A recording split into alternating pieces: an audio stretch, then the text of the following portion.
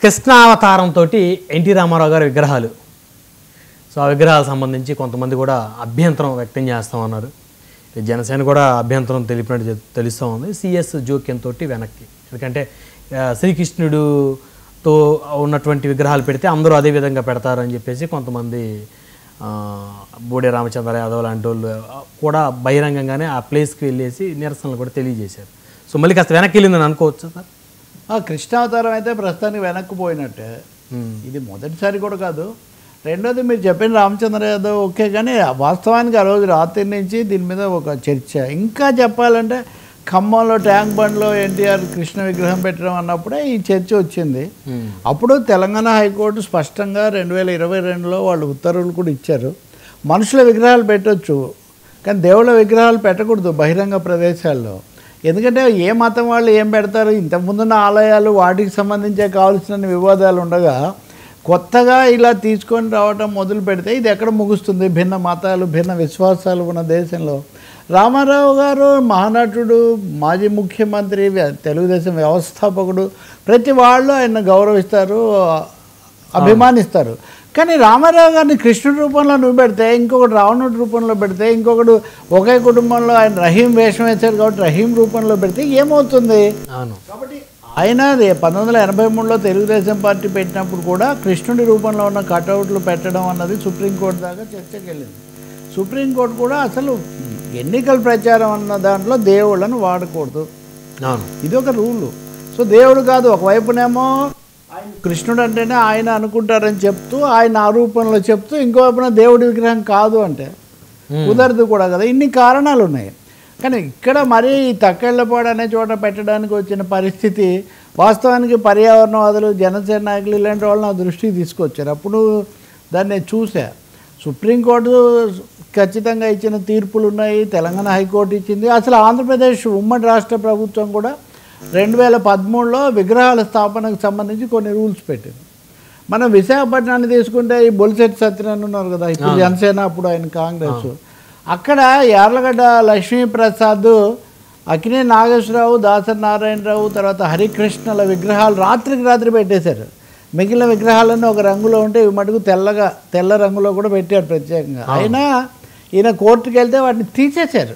అంటే అంత తీవ్రమైన నేపథ్యం ఈ అంశానికి పెట్టుకొని హఠాత్తుగా తక్కెళ్ళబాటులో పెడతారని, దానికి హోంమంత్రితో సహా అందరు వస్తారని, ఇటువంటిది రావటం అన్నది నిజానికి జనసేన వాళ్ళకే నచ్చలేదంటే ఇంక మిగతా వాళ్ళ సంగతి మీరు చూడండి.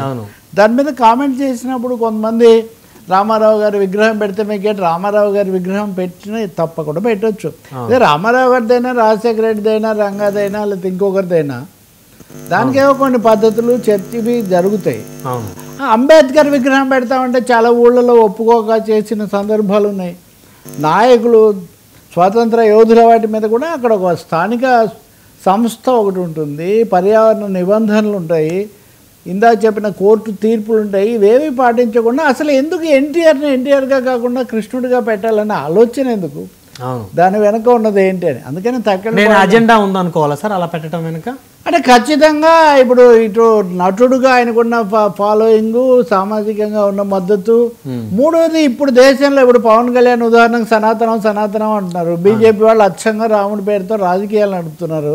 ఈ సమయంలో ఉభయతారకంగా తారక రాముడిని వాడుకోవచ్చు కదా. ఈయన ఇక్కడ కృష్ణుడు, మతము, దేవుడు వస్తారు, ఇది ఎన్టీఆర్ ఫాలోయింగ్ కూడా వస్తుంది అన్నట్టుగా ఉండొచ్చు. అది లోపల ఉందా లేదా, అది ఖమ్మంలో అయితే అదే. అక్కడ ఖమ్మంలో తెలుగుదేశం పార్టీ అప్పుడు పెద్ద పోటీ చేస్తున్నది లేదు బలంగా, అయినా ఎందుకు పెట్టారు ఇతరత్ర వాడుకోవటం అనే ఉద్దేశం. అయితే రెండు వ్యతిరేకతలు, రెండు రకాలు. ఒకటేమో సంఘ పరివారు, బీజేపీ వాళ్ళేమో మానవుల్ని దేవుడిగా చూపించకూడదు కాబట్టి దీనివల్ల హిందూ మతం మీద దాడి, ఈ పద్ధతిలో ఒక అది యాక్చువల్ అవి కూడా ఆలోచించాల్సిన అంశాలే కదా సార్. అంటే తప్పకుండా ఆ మతానికి సంబంధించి, కానీ మతము, మతతత్వం అన్నట్టుగా మతతత్వ రాజకీయాల కోసం ఆ చర్చ తేవడం వేరు. ఇప్పుడు ఎన్టీఆర్ ఉదాహరణకు రామకృష్ణ సినీ స్టూడియోస్ కట్టించినప్పుడు అందులో దుర్యోధనుడుగా, కృష్ణుడుగా తన పాత్రలు చాలా పాలరాతి విగ్రహాలతో బ్రహ్మాండంగా పెట్టుకున్నారు. దానికి ఎవరు అభ్యంతరం పెడతారు?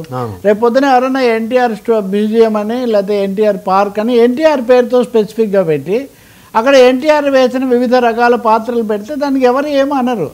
కానీ ప్రజావరణంలో పబ్లిక్ ప్లేసుల్లో ఒక నటుడిని, ఒక మాజీ ముఖ్యమంత్రిని, ఒక మత దేవుడి యొక్క రూపంలో పెడితే తప్పకుండా అది చర్చనీయమవుతుంది. మిగతా వాళ్ళు పోటీకి వస్తే ఏమవుతుంది? వాళ్ళకి సంబంధించిన నాయకుల్ని వాళ్ళకి సంబంధించిన అదే కదా రామారావుని కూడా ఏదన్నా అనాలంటే కృష్ణుడు ఎందుకు, నేను ఆయనకు దుర్యోధనుడు రావణుడు కూడా వేసిన దేవుడు ఈయన ఒక్కడే కదా, అవి కూడా తెచ్చిపెట్టారు అనుకోండి, ఏమవుతుంది? ఎక్కడ ఎండ్ అవుతుంది ఇది? రెండోది, ఎందుకు ప్రజలకు సంబంధించిన అంశాలు లేకుండా వీటిలో మునిగి తేలటం అని. ఈ సమస్య వచ్చినప్పుడు ఇందాక నేను చెప్పే కదా, పెట్టినవి కూడా తీసేశారు విశాఖపట్నంలో. అంటే ఎంత తీవ్రంగా, ఖమ్మంలో కూడా ఆపేశారు కదా అప్పుడు. అంటే అక్కడ వ్యతిరేకత, పబ్లిక్ నుంచి కూడా వ్యతిరేకత వచ్చింది. ఎక్కడైనా పెట్టే ప్లేస్ అంటే ఈ విధంగా ఎందుకు పెట్టాలన్నది వచ్చింది. దానికి ఎవరి కలర్ వాళ్ళు ఇచ్చుకోవడానికి ప్రయత్నించారు, అది వేరే విషయం. లేదా ఇప్పుడు జనసేన వాళ్ళు ఉన్నారంటే వాళ్ళకి ఇంకా కొన్ని వేరే ఇది కూడా ఉండొచ్చు.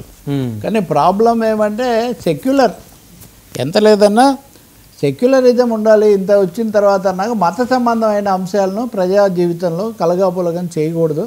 రామారావుగా విశ్వవిఖ్యాత నట సార్వభౌముడిగా గౌరవించడానికి బదులు ఇవన్నీ ఎందుకు అన్నది. ప్రతి పట్టణంలో ఆయన విగ్రహాలు ఆల్రెడీ ఉన్నాయి ఇప్పటికే, ప్రతి చోట పెద్ద పెద్ద సెంటర్స్లో కూడా ఉన్నాయి. ఈ రెండోది ఏమంటే దీంట్లో ఆసక్తికరమైనది ఒకటే, నేను వీడియో చేశాను, మాట్లాడాను, ఇంకెవరో ఒకరిద్దరు కూడా చేసినట్టున్నారు. మీరు చెప్పిన రామచంద్ర యాదవ్ అని ఆయన కూడా అక్కడికి వెళ్ళారు. ఆయన కూడా మీరు విగ్రహాలు పెట్టుకుంటే పెట్టుకోండి కానీ ఈ రూపంలో పెట్టకండి అన్నారు. ఇది ఈ లోపల చూస్తే ఆ తక్కెళ్ళపాటు తెలుగుదేశం వాళ్ళు ఒక నోట్ పెట్టారు, ఇది వాయిదా పడింది ప్రస్తుతానికి, ఎప్పుడు జరిగేది మళ్ళీ తెలియజేస్తామని, మర్రి చెట్టు దగ్గర అని.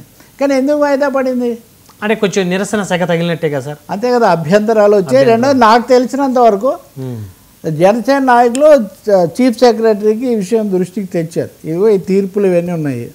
ముఖ్యంగా 2013లో చీఫ్ సెక్రటరీ ఇచ్చిన ఉత్తర్వు ఉంది ఉమ్మడి రాష్ట్రంలో, ఇలాంటివి చేయకూడదని. సో ఇది ఉత్తరోత్తర సమస్య అవుతుంది బ్యూరోక్రసీకి అన్న తర్వాత ఆయన ఉత్తర్వు ఇచ్చినా వేయకపోయినా మౌఖికంగా చెప్పినట్టున్నారు, అది ఆగింది.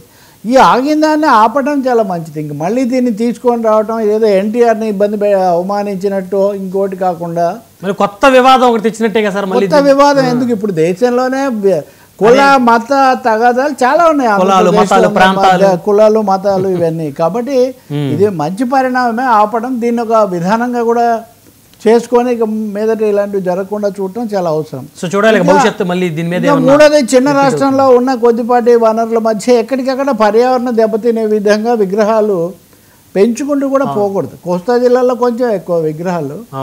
సో దీని గురించి ఒక హేతుబద్ధమైన వైఖరి తీసుకోవాల్సిన అవసరం ఉంది.